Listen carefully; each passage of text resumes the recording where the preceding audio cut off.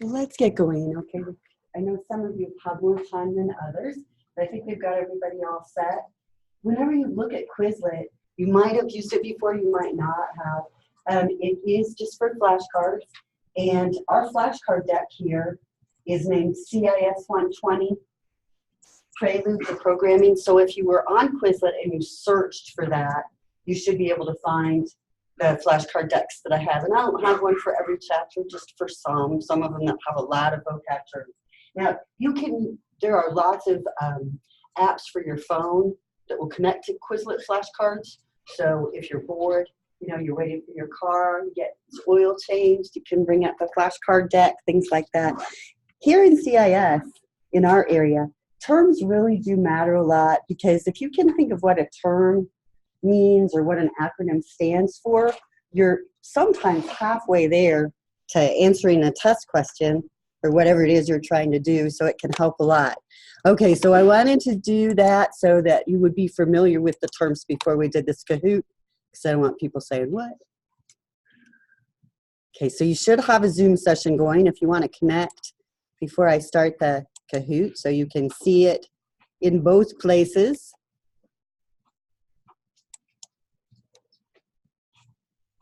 Kind of easier to handle. All right, there's our game pin. Ooh, that's loud. So this is chapter 1 stuff. So all those Quizlet terms should have gotten you really ready to race on this Kahoot and beat people.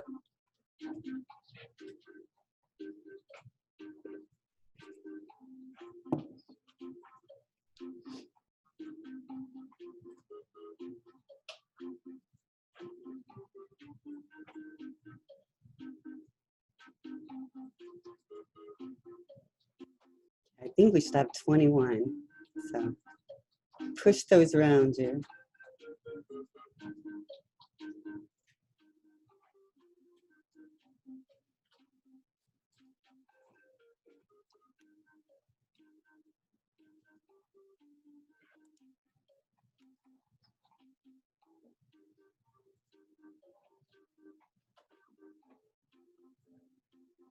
We're getting there.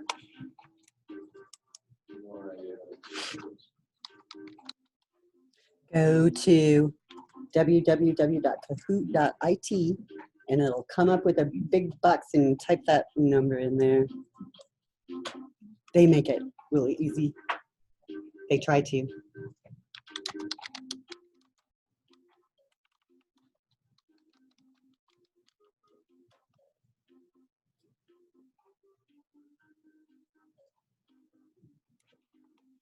We are getting there so good.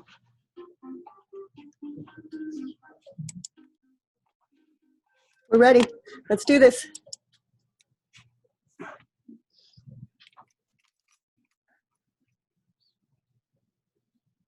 Alphanumeric data.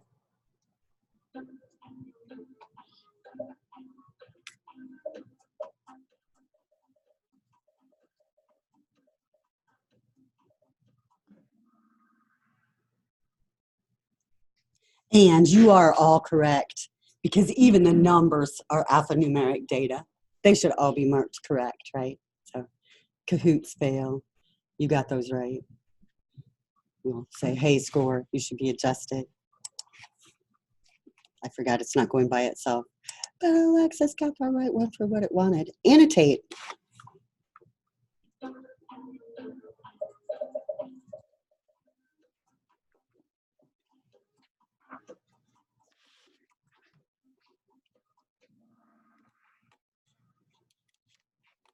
Very good. One person who clicked on the wrong color. Arithmetic operators.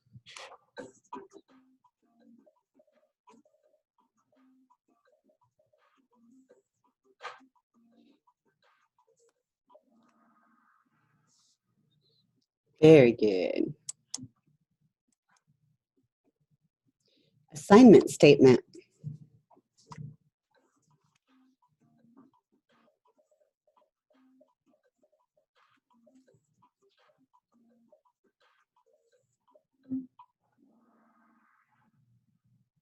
Good, good, good. Remember with the gold one, the variable was on the wrong side of the equal sign for that one. So that's the only reason it's not valid. Pseudocode.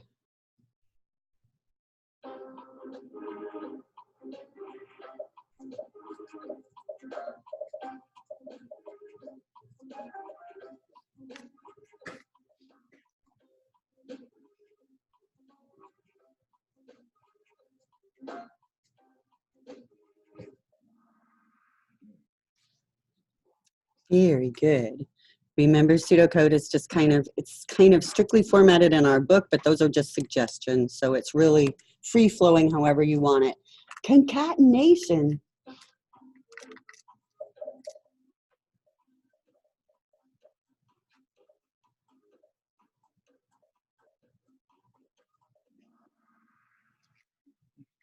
Perfect. Look, we split evenly. It's great. Concatenation is adding strings, and the other one is a sample of it. Alexis just keeps dominating here. Prompt.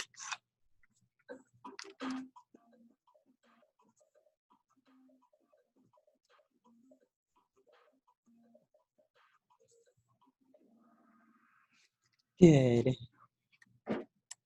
Everybody's just ruling. She's super fast. Do you think she has the fastest network connection? Integer.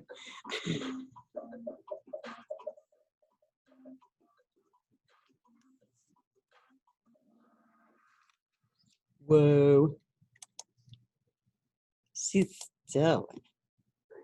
What is the answer to this one? Does anyone remember? I know Isaiah does. You remember? You told us last time. You had it.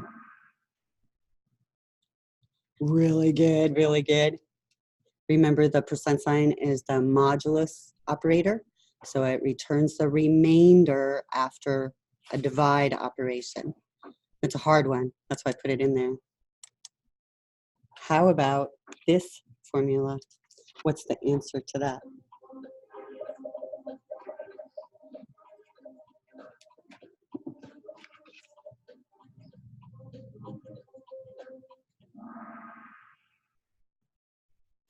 Perfect.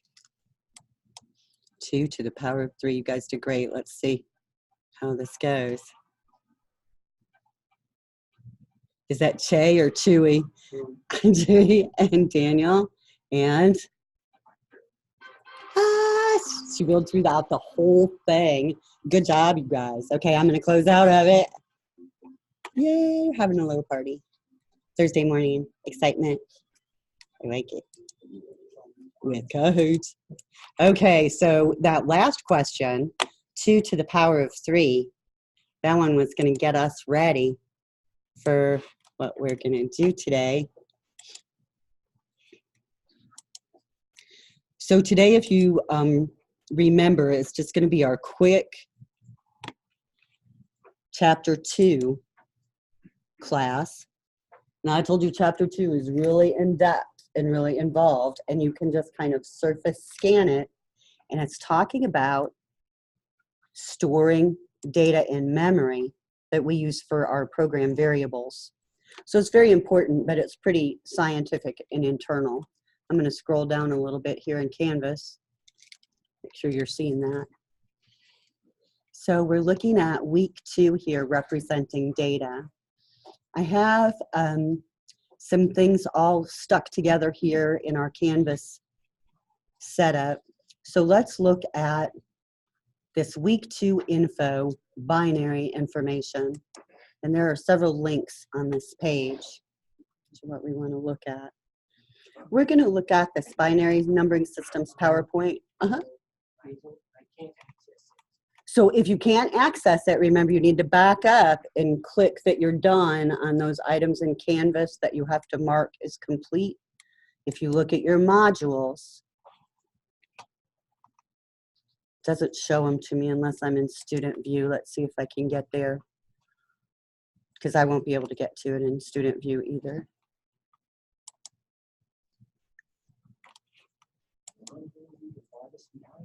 Nope, you're fine. So in your modules, you have to complete all of the items that have the little circles, you have to go into them and either say, I finished this, or view it. So for week 1, it's real fast. If you haven't done it, you can click on the overview, click mark as done, click next, and then you can just click next through all of the different items in that module, checking to see if there's anything at the top that you need to mark. Now, the reason those are out there is because sometimes people will skip things and say that they didn't see it. So Canvas just recommends that you do that kind of thing. So you should, if you click through, it'll review and release some of the things that didn't give you a button to mark. So you definitely want to click next to go through everything. And now that I'm to my week 2 overview representing data, I can click mark as done. Now, that might be kind of annoying, but a couple semesters ago, I had a student whose grade started out pretty high and just kept going down, down, down, down through the whole semester. And he made some comment at one point about, well, it was a good thing I never needed the book. And I thought, well, that's why his grade's been going down, down, down all semester. You need the book. So this overview section tells you what chapters you should be reading for the week and going over. So that's why it has the mark is done button, because it's important. You want to make sure that you're seeing it and looking at it, because when you're in an advanced class, when you're in college, you want to take responsibility for those kinds of things. So that overview page is really important. It tells us that for this week, you're going to look at chapter 2, convert binary to decimal. Okay, so thank you for bringing that up, Vincent. It can really get in your way and make sure you can get to the things you need to. Can you get to that now? All right, so important for us. So I'm going to go back to the binary information page. And that one had the circle, if you notice, on the main Canvas screen, but it doesn't have a button for me to mark as done. That's because Canvas is monitoring that this page was viewed. So it's going to mark it as complete, that you viewed it. So it's important to make sure that we're getting all the information we need. All right, so as we get started with this one, I'm going to print out this binary practice thing for us, for each of you.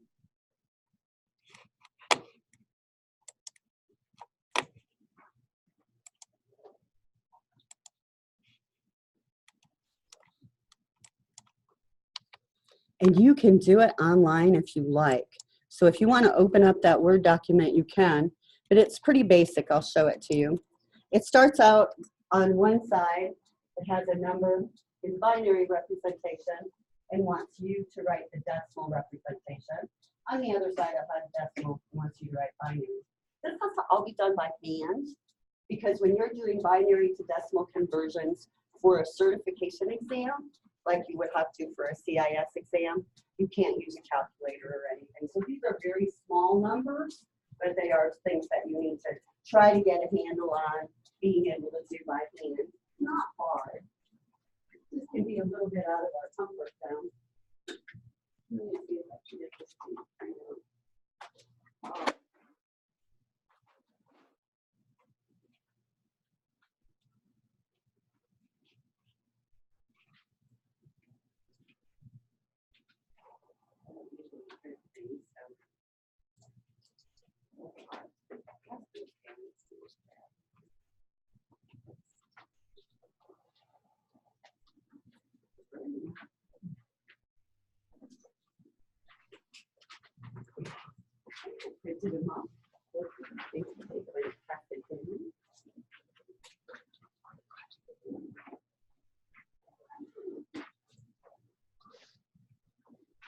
The people that are in networking have to do a lot more binary conversions than we do.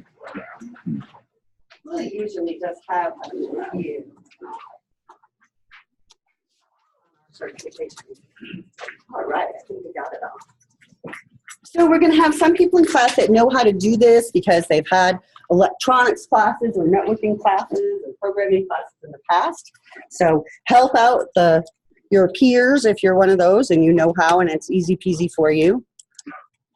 And if everybody knows how, I won't have to do our pet presentation. But I do want to look at it. The reason that it's super important, I'm going to look at the powers of 2 Excel spreadsheet that's out there on that binary information page. And you don't have to open it, but you can if you like. It's trying to open.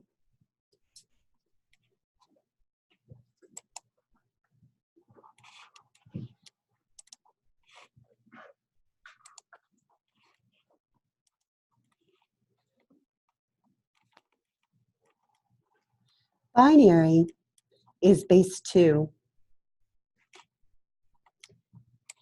And base 2 has 2 digits that it can use for numbers, 0 and 1. And you guys probably seen this all over the place.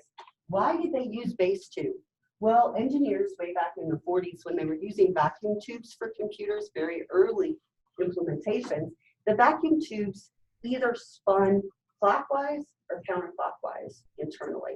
And so they only had those 2 options, one way or the other. So they decided, well, if we use a numbering system that only has 2 options, that'll fit well with our vacuum tube condition. Luckily for us, the next generation used resistors and transistors and electronics that also have 2 states, on or off. So binary works really well for those.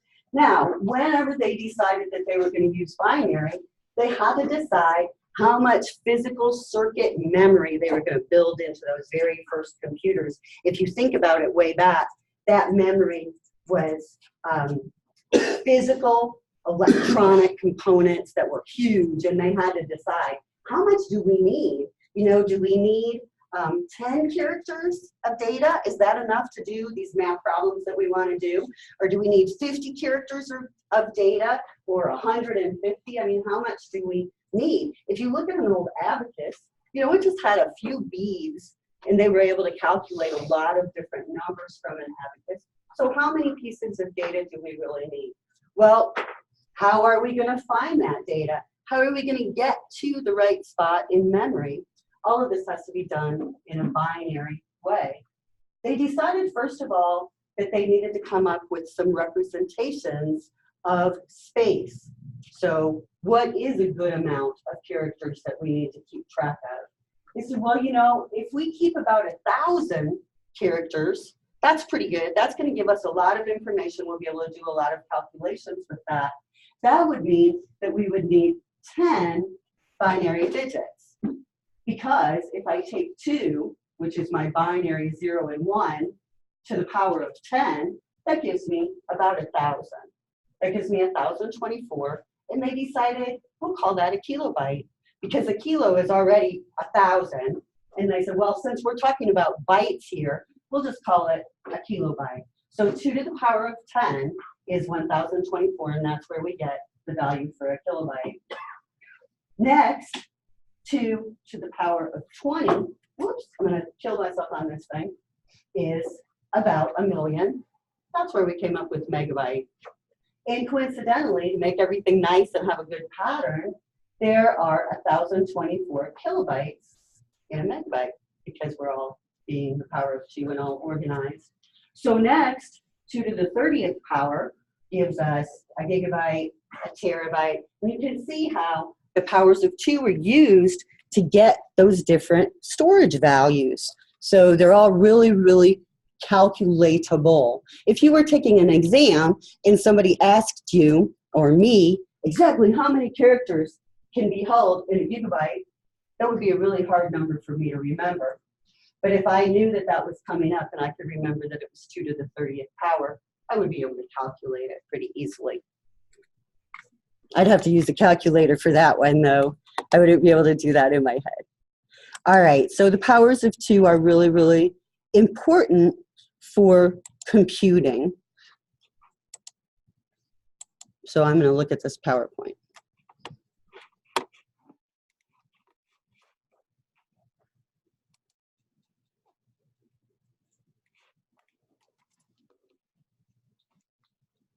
So why do I want you guys to know a little bit about binary?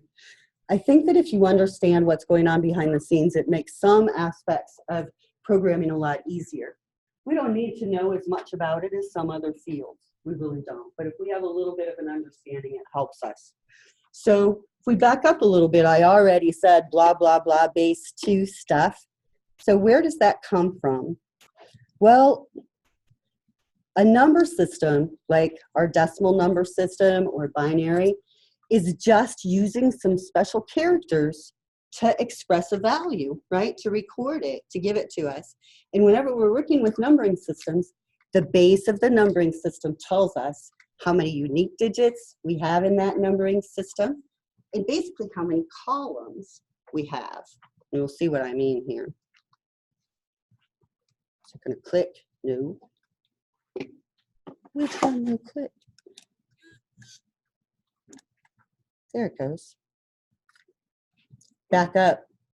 And this is my third grade representation of math when I was trying to remember how to convert to binary, because I'm not a math teacher. So sometimes I have to break it down a little different than they do. When I was thinking about it, first of all, an exponent is expressed as a power. So if I write 10 superscript 3, I'm saying 10 to the third power, 10 is the base, and 3 is the exponent, right? And I can calculate the exponential value by multiplying that base number by itself exponent number of times. So from way back in early math, 10 to the third power is the same. It's 10 times 10 times 10, which is the same as 1,000. Just written differently. So when I'm working with numbering systems, I'm used to working with columns. And these columnar values help us express the numbers. For example, when we're working with our decimal system, we know that each of our columns has a place value because we have the ones column, the tens column, the hundreds column, all those columns that we're used to using. And the value of each of those columns was determined by taking the base of our numbering system to a given power. And when we're working with numbering systems, the rightmost column is whatever the numbering system base is to the power of 0. If we take any number to the power of 0, the answer is 1. The next column over is the base of our numbering system to the power of 2, etc. So it looks like this, where we have our base of our numbering system to these certain powers. So what about base 10? We use base 10 every day, right? That's our decimal numbering system. When I'm using base 10, I have 10 unique digits that I can use to define a value, right? 0 through 9, because 0 counts, so it's one of my 10 unique digits. 10 is the base of each of our columns. So when I take 10 to the power of 0, I get the ones column. 10 to the power of 1, tens column. 10 to the power of 2, my hundreds column. So just think about how this is established, because we never even think about it. So if I have a number like 3,486, that's a good number.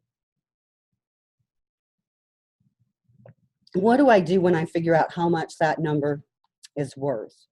Well, internally in my head, without even thinking about it, I line it up under our columnar values thing. So I know I have 6 ones, and I have 8 tens, my thing's gonna go backwards, and 4 100s and 3 1000s. So internally in my head, I can do that math.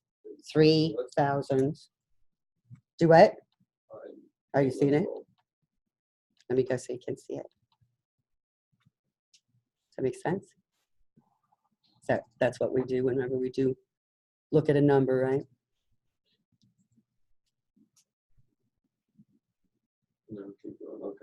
Okay, so that number has 3 1000s and 4 100s and 8 tens, okay? So when we're doing, just looking at a decimal number, we do all this stuff in our head without even thinking about it. As a matter of fact, it can be almost confusing that we do it in our heads, right? We never even think about it. We haven't thought about it since we were pretty little, which is good. So it's good for us, though, to think about it, when we talk about binary. So if I have this number 3,486, I lined it up under its columnar values, but I could also express it in a lot of different ways, right? I could say that it's 3 times 10 to the third power plus 4 times 10 to the second power plus 8 times 10 to the first power plus 6 times 10 to the 0 power. Or I could say that it's this calculation. Either way, I'm looking at the same number. I'm just expressing it a little bit differently. So how does that help us with binary? Well, binary is base 2. So instead of having 10 unique values to express a number, I only have 2, 0 and 1. Those are my only values. 2 is the base of each of my columns. And remember, binary is good because 0 equates to electrical off and 1 equates to electrical on. A couple of other binary terms before we look at converting. One binary digit is called a bit. So if I have a number 1011, that's 4 bits. 8 bits are a byte. And we need 8 bits to express 1 character. So that's internally in the computer in memory. I'm going to keep 8 bits for each character of data that I need to keep track of. 4 bits are a nibble. They're like half a byte, not very much. And leading zeros don't matter. Just like if we're working with a decimal number, the zeros that come before the number can be left off. So 0001, 1011 is exactly the same as 11011. Now, what about my columns?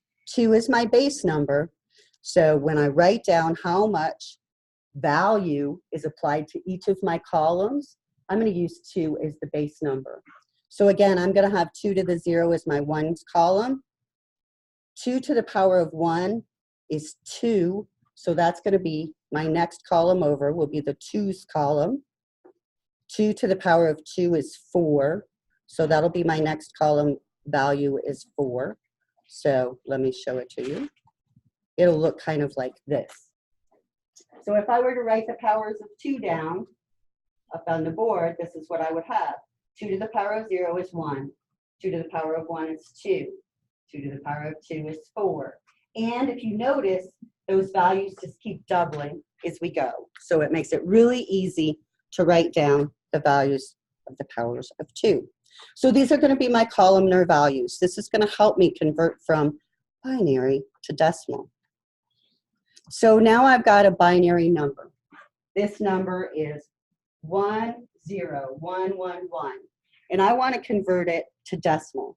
So what I want to do is line it up under the appropriate columns that I've got my powers of 2 columns written down. So first, I'm going to use that least significant digit. I'm going to start here at the end of the number, not at the beginning. I'm going to start at the end, and I'm going to put this 1 in my 1's column. Then I'm going to put the second one in my 2's column, and I know these ones all look alike. The third one is going to go in my 4's column. My 8's column is a 0, and my 16's column is a 1.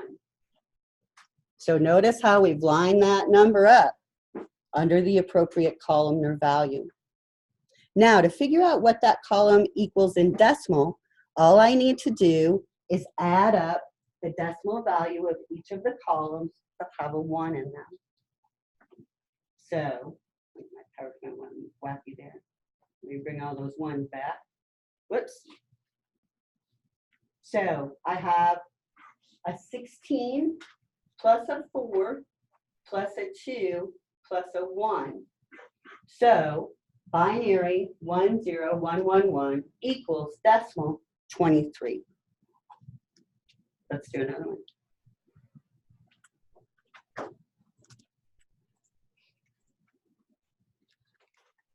What about this one? It's already lined up under the columnar values for you. The 0 was put under the 1's column. the rightmost one under the choose column. So all we need to do is add up those values.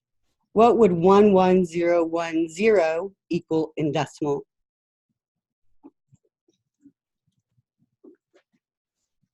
26. 26? How'd you get that? You're so good. Well, I added 16 plus 8 plus 2. Yay! Awesome. Perfect. So I can do all this multiplication math like I had to do with decimal, but why? Because I'm working with ones and zeros. So all I have to do is add up those values. It's very, very easy to do the conversion. You just have to remember that you have to start with the powers of 2.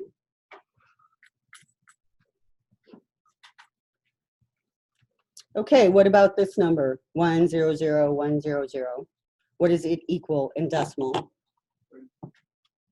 36, exactly. We have a 1 in our 32th column and a 1 in our 4th column. So if we add those up, get 36. Okay, on your sheet, do this first half. Just take a few minutes, kind of make sure it makes sense to you. Now, down at the bottom, the columns, powers of 2 are already written for you, so you can use this as a work area to write down your binary digits to determine what you need to add.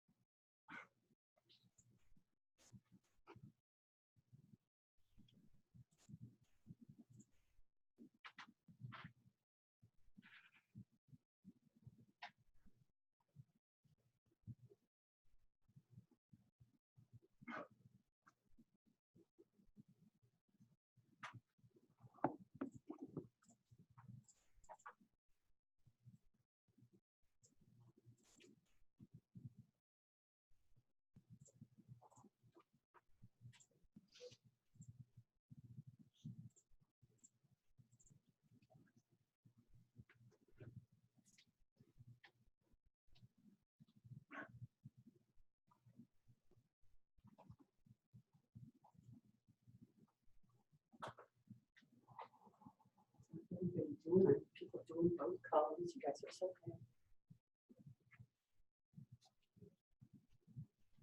kind. Let's go ahead and I'll show you how to do that other one. You can just get it all done.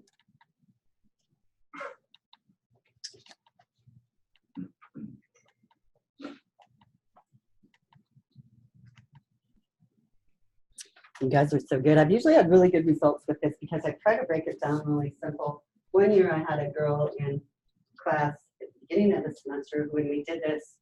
She stood up and said, I don't know, I'm doing no math. And threw books all over the place and stomped out of the room. Had lots of wonderful receptions to doing binary conversions over the years. It's really easy. It's not worth stomping around. All right, let's go the other direction. Some people already have it, they're just doing it. When I'm gonna go from decimal to binary, I'm gonna start out with the powers of 2, have my columns, and then I'm going to start at my leftmost digit, which this chart should really have 2 to the 7th power and 128 because we want 8 bits altogether. So it just wouldn't quite fit on the presentation very well. But if I want to convert a decimal number, I want to start over here at my highest order digit. So over here, my 1's LSD, least significant digit. Over here, highest order digit, right? Because it's worth the most. But I have this number 21, and I want to convert it. So I'm going to start over here at this highest number, and I'm going to do division and see, does 21 go into 64? No, it doesn't. It's too small, right? So what about 32? Does 21 go into 32? No, it doesn't, right? What about 16? Are there any 16s in 21? I don't know exactly how to say it right. Yes, I could fit a 16 in 21. So I'm going to turn on my 16 bit. So I'm basically looking for the first columnar value that is less than or equal to the number I'm converting. I'm going to turn that bit on, then I'm going to subtract that value from what I have to convert, because I have 5 left now that needs to be converted to binary. So since I have 5 left, I have 0 8s. There aren't any 8s in 5. But there is a 4 in 5, so I can turn on my 4 bit. Now that's going to leave 1 to convert. So there are no 2s in 1, but there is a 1. So we're dividing, but we're actually kind of looking at it on our own. So my decimal value 21 is equal to binary 10101. So what about decimal 14? What's the first bit or the highest order bit I would turn on? 2 to the 3rd. The what? The first number that's less than or equal to our 14 would be the 8. So I can turn that 8 bit on. That leaves 6 remaining. 4 does fit in 6. So I can turn on my 4 bit, leaving 2. Turn on my 2 bit, and there would be 0 remaining to convert. So decimal 14 is binary 1110. How about 36? What's the highest order bit I would turn on?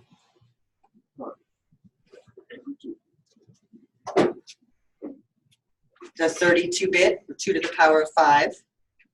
So that value would become 1, and I would subtract it out of my original value, leaving 4 to convert. So my 16 and 8 bit would be 0, my 4 bit would be 1, and that would leave 0. So everybody's doing great getting those converted. Okay, I'm going to give you a couple of minutes to finish that up. Don't have to turn it in. It's for you, but hang on in just a second. I'll show you how to check your work with the calculator.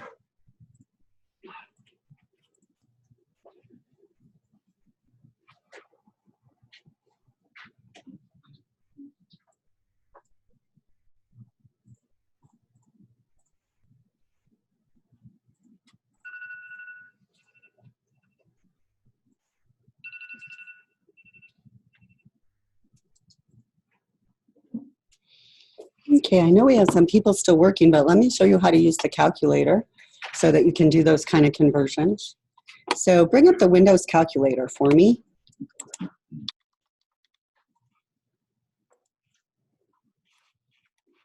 And that beautiful Windows calculator, I think, got updated with Windows 7, which is a great big deal because I had never gotten updated before.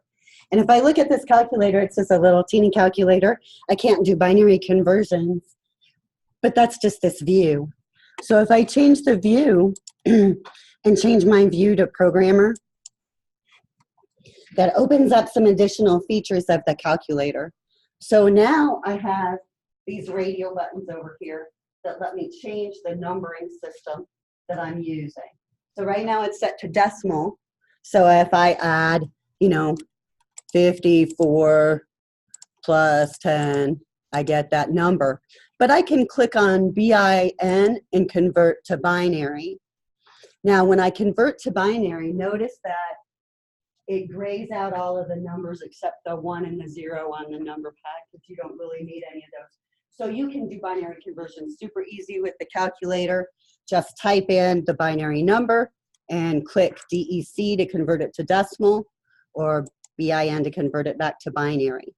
Now there's a couple of other options. So I'm going to try hex. Hex is hexadecimal, which is base 16. And hexadecimal being base 16 allows us to pack a whole bunch of data into a small amount of space. So it's pretty widely used too. If I were to put a bigger number in, let's see, I'm going to go back to decimal and I'm going to put in a nice big number like 4026, and then I'll convert it to hex. Notice that in hex, there are some letters. So because it's base 16, hexadecimal uses the letters A through F for the numbers 10 through 15. So if you see a number that has letters in it, it's a hexadecimal number, and you could use the calculator to convert that back to decimal to see what kind of location you're looking at or what data you're looking at if that were ever to happen. It doesn't happen to us very often, but it can. The other numbering system that they have on the calculator is octal, and octal is base 8. And I think that it was used in a lot of different systems for a while, but I think those systems have kind of fallen out of favor. I don't think you'll see it used very often anymore, but it is out there in case you need it. So the calculator can do those things for us, and you can use it to check all your answers and make sure you got everything right. So it's only certification tests that make you do it all by hand without a calculator. In the real world, we would always have a calculator. So let's see who our expert is. Alexis just whipped everybody in that Kahoots. Let's see if she does the same thing with the binary game. If you click on this link, let's see if it's any good. We'll try it. Every semester, binary games get like blocked by the firewall and new ones come around. So I'm going to click Start Game. And what I've got here, can I tell? Oh, there it is. So I've got my columnar values, my powers of 2. And for me, it says it wants the number 33. So I would turn on the 32-bit and the 1-bit to make that row go away. The next one, it has some binary digits already turned on and questions in the answer. So I'm supposed to type in what the right decimal value is. I think it was 19 maybe. Now this one again, I need to put the decimal value in. That's the same one. This will be 12. Okay, so you get it. It's sort of like a sort of Tetris. You don't want it to fill up. If it fills up with all the rows, then you'll lose. But it does have some scoring. So I'm going to give you a couple of minutes to practice, and then we're going to have a tournament here to see, like I said, if she beats you all in this too. Know who our expert is in everything.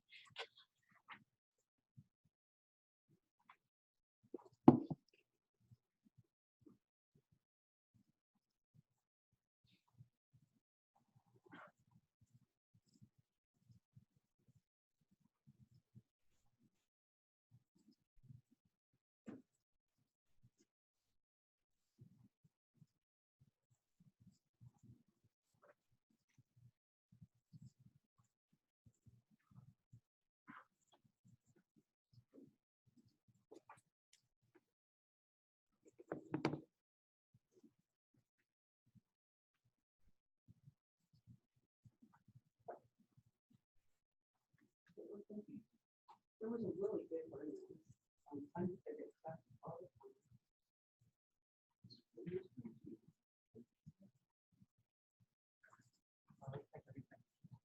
Okay, so what we're going to do, I'm going to set my alarm for probably 3 minutes, because that's really pretty long.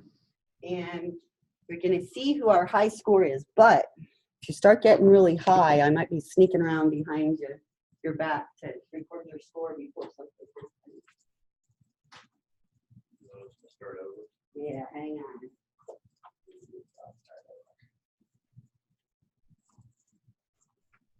Okay, ready? Let's go back to that main screen. What's the next one? Right? Oh, you passed already. You're fine. Competing now. Just to get everybody else. Okay, looks like everybody's ready. Hang on. I've got it set for 3 minutes. Okay, 1, 2, 3, go.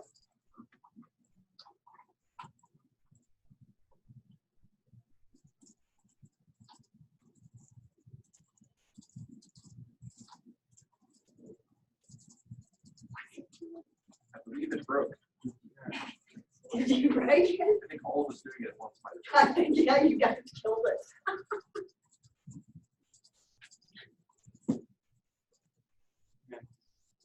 Might have to. Is it working for anybody? There's going. Okay. We'll just have to be kind of general. We told you, they're always funny. They're written by special programs.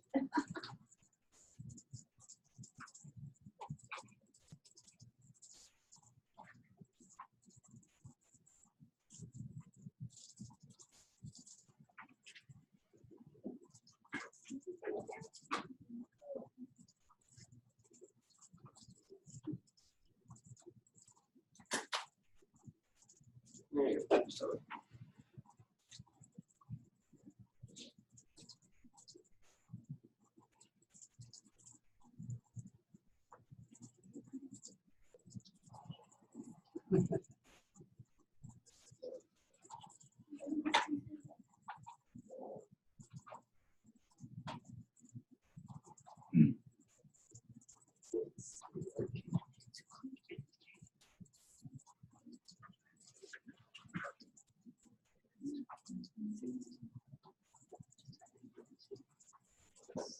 Mad at it.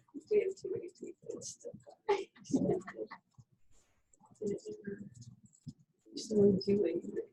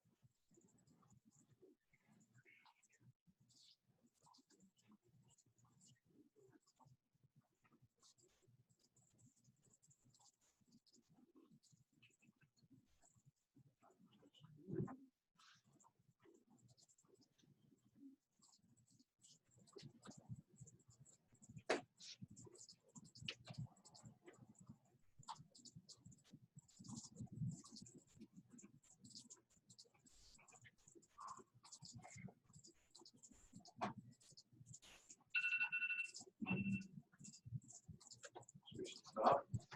Hang on, I'm just gonna sneak around and look at scores here. Name it some people.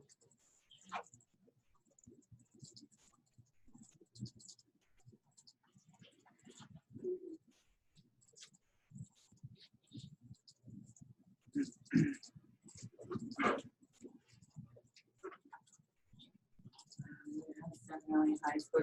Okay, the highest one that I see is over 1,100, Absolutely insane. over 1,200. Anybody else at that high? You should have they stopped. Huh? Yeah, he stopped. Oh, it's right there. Okay, so I have this prize. He's going to be like, what? You get it. I'll tell you guys this story again. Whenever you're a software developer and you have a problem, sometimes it really helps to just talk it out with other people. And sometimes your family and your friends get really sick of hearing about the problems that you're having with your software, and they don't want to know anymore. And so they found over the years that if you just talk about these issues you're having with anything or anyone, it'll help you resolve the problems. So they've come up with this theory, and they call it rubber duck debugging. And that's where you have a little duck, and you talk to your duck and tell it about your problems with your software. And a lot of times it will help you resolve the problem. It really does. So we'll have some rubber ducks for everybody later in the semester when we start debugging. But this little teeny one is like a special prize hard tip.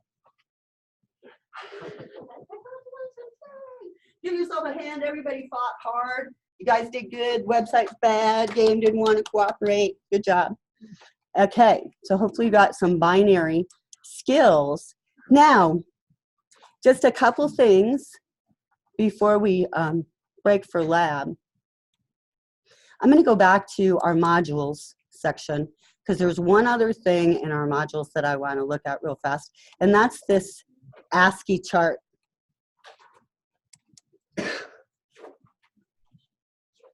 We'll see if it's a good one. We just saw how to convert a binary number to a decimal number. So internally in memory, in the system, data is going to be stored in a binary fashion. So at any time that data is returned to us or returned to our program, that kind of conversion is going to happen, right? It's going to be converted to a decimal number to be given to us because we don't really care to see that binary behind the scenes. Well, we saw last time that we have to tell the system what data type our variables are. And this is why. Because if we say our data type is a number, then the system knows to do that binary conversion to convert that binary value to a number. But what if our data is not a number? How do we do that kind of binary conversion? Well, we use the ASCII code set or the Unicode code set. So ASCII was the American Standards Institute, and they started with this code. They developed this code a long time ago. Looking at the one on Canvas, I'm going to scroll down a little bit, and it's not till I get to this 33rd one that I see the exclamation mark. So if I look at this exclamation point, here is the binary value for an exclamation point. So when I tell the system then that my variable is string data, it's alphanumeric, it's not a number, the system is going to use this ASCII code to do that conversion. So now all of my data that's letters and characters can also be assigned a binary value. So that's why it's super important in those kinds of programming languages for us to specify that data type so that the system knows how to do that conversion properly. As you go down through that ASCII code set, you'll see all of the uppercase letters and then all the lowercase letters. So they've all been assigned a binary value. Now, Unicode is an extension of the ASCII code set. So this was the original. Unicode takes it and just blows it out and comes up with binary values for the Gandhi character set, like Chinese, Japanese characters, things like that. So it's much, much bigger than the ASCII code set. The ASCII code set is kind of just our US numbers and letters, so English. All right, so that's how we do data conversions, is internally the data type has to be specified.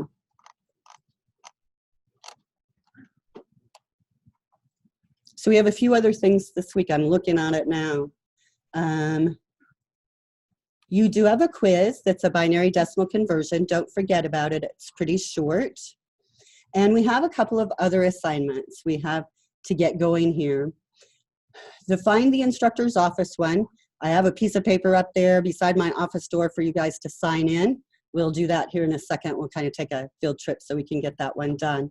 But let's look at Create with Scratch first before we go, so you've got something to do here. This assignment is due January 30th, so it's a week from today.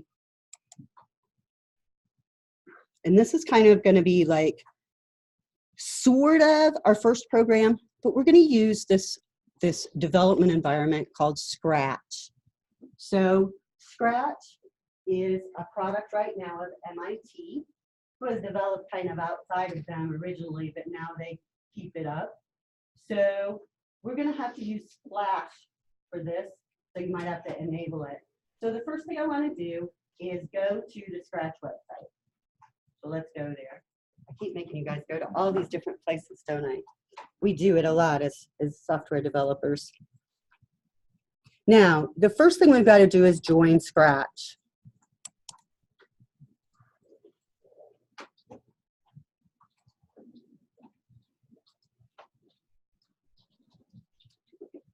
And it doesn't matter to me what you make your account.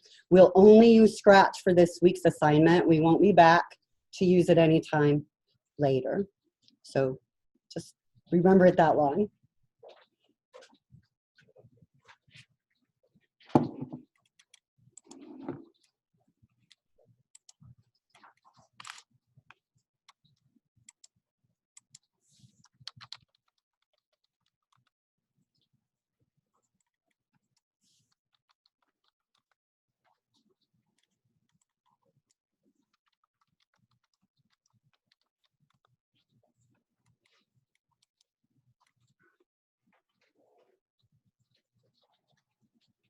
I think in the assignment I say to use Firefox, but Chrome is working fine. They've got that fixed. Okay, so what Scratch is a visual programming environment. We'll let everybody get their account created.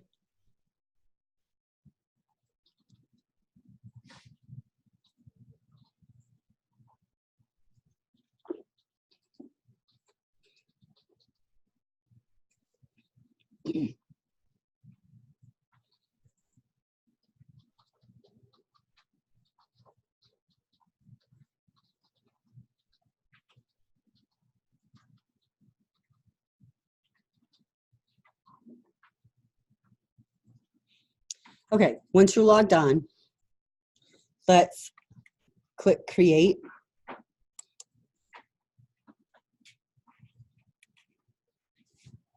When we're working with Scratch, we have programming commands over here.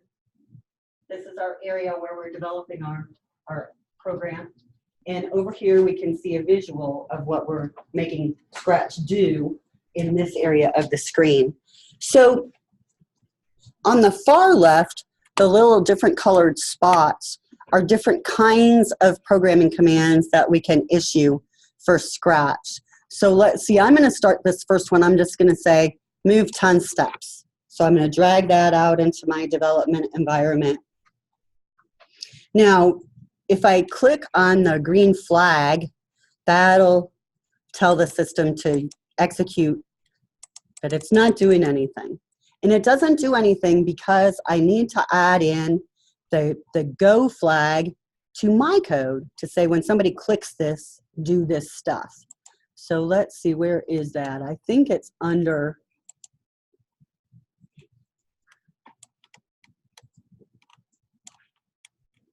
which one do I, events, thanks.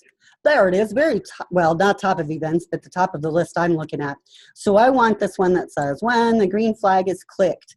Now I'm going to drop it down and they're going to click together to make my little code set there. So now if I run, he moves just a little teeny bit because 10 steps is not very much. So I can change that 10, I'll click there, and I could make it be, I don't know, 50. And then I'll run, and we should be able to see him move a little bit further. Now, if I want him to turn after he's walked those 50 steps, I can go back to my motion commands, and I can make him turn. I'll make him turn 90 degrees. Now, if I run it, he should move forward and turn a little bit. Keep running it, making him do things. Okay, let's save that beautiful attempt. Right now, my Scratch program is named Untitled 8. That's not a very good name. So I'm going to click up there where I have that. And I'm going to make it be Scratch Test. And then I should be able to use this file menu and choose Save Now.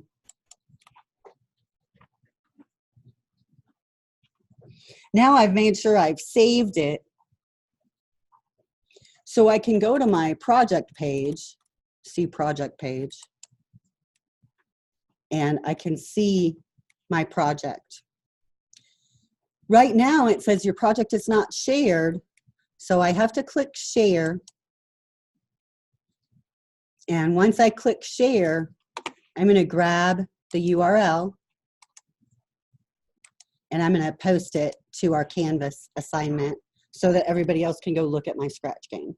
Okay, so that's how you're going to get that assignment completed, is create a little game, post the shared link to this discussion board so that we can see it. Next Thursday, we're going to look at all of them. Now, a couple of things. Let me go to Explore. If you go to Explore, there are all sorts of existing projects you can look at. Ideas has some tutorials and some getting started ideas. So the ideas link is a really great place to start. And of course, I've seen a lot of these, you know, so that's okay. Change it up a little bit, but I'm expecting to be something that probably seen. When you're working with Scratch, I want you to try some things, and I'd like you to try some loops, if you can, like some repetition where it does something over and over, some different types of controls. But I want you to keep it within scope, right? So I don't want you to create something or be off on Scratch for 60 hours this week, because that's not this important of an assignment. Okay, so do something manageable. Does that make sense? You know, I don't want you to just be off in Scratch creating some beautiful game or something and get all sidetracked, because it could affect your other class. People do that. So use it with reason, explore it, figure out how to use it, but do something that you have time to do. That's not going to require, you know, a whole semester of time or something. That makes sense. Can you show how to make it shareable again? If you click on your username, let's see if we can get to it from there. I think you can go to My Stuff. Let's make sure. Oh, that's a really good one. Now, if you're looking at that, if you just click on the project. There's an email that needs to be confirmed. To be able to do stuff. Yeah. Oh, that's right. That's why you can't share. Thank you. I always forget. So if you're not seeing that share button, it's because your email address doesn't think you're sorry. Thank you. Thank you.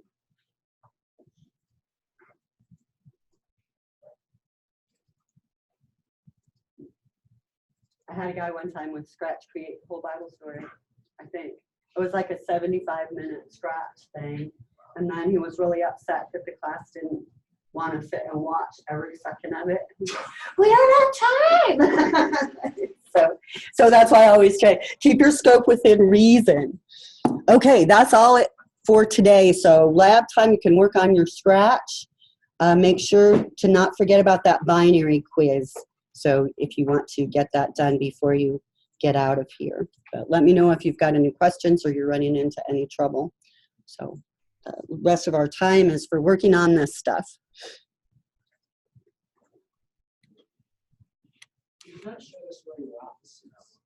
Oh, thank you. I was going to forget.